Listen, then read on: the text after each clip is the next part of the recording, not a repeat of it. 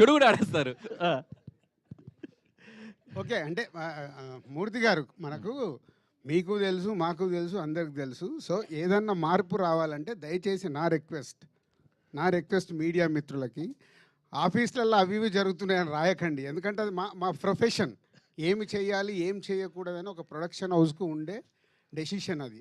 సినిమాకు సంబంధించి నిజాయితీగా మీరు ఎలాంటిది అలా ఉన్నప్పుడు మీరు ఏకండి. మీరు ఏకితే కరెక్షన్ అవుతుంది కదా. మీకే క్వశ్చన్. సంక్రాంతికి 2 సినిమాలు రిలీజ్ చేశారు. సరే, 2 సినిమాలకి ఒక సినిమాకి ఒక పోస్టర్ వేశారు, 2 సినిమాలు చాలా పోస్టర్లు వేశారు. మొదటి సినిమా పోస్టర్ మీ ప్రొడక్షన్ హౌస్ నుంచి వచ్చిందా, మీరు వేసిందా, వేరేగా వేసిందా? అది మీకేం తెలుసు? మాకు తెలియదు కూడా. నేను ఆల్రెడీ చెప్పాను కదా, మాకు వీక్నెస్ ఉంటాయి, మేము మాట్లాడలేము. మీకేం తెలుసు సార్? నేను మిమ్మల్ని అడుగుతున్నాను సార్. నేను అదే మిమ్మల్ని అడుగుతున్నాను సార్. మీరు వేసిన పోస్టర్ మాకేలా తెలుసు? మా వీక్నెస్ ఉంటుందని నేను కమిట్ అవుతున్నాను కదా.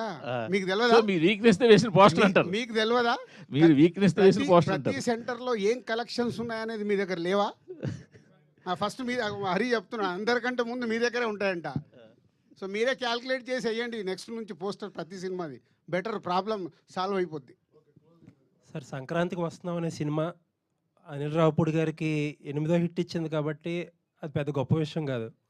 వెంకటేష్ గారిని సీనియర్ హీరోస్లో ఇప్పుడు టాప్లో నిలబెట్టింది, అది పెద్ద గొప్ప విషయం కాదు.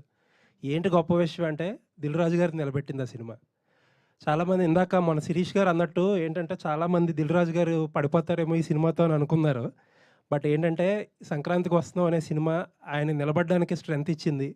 మళ్ళీ ఇంకా సినిమాలు తీయడానికి, ఇంకో 10 సంవత్సరాల సినిమాలు తీయడానికి అనేది కాన్ఫిడెన్స్ ఇచ్చింది. చాలామంది ఏంటంటే ఈ ప్రొడక్షన్ హౌస్లు బాగా ఎక్కువ సినిమాలు తీసే ప్రొడక్షన్ హౌస్లు అంతకంతకే తగ్గిపోతున్నాయి.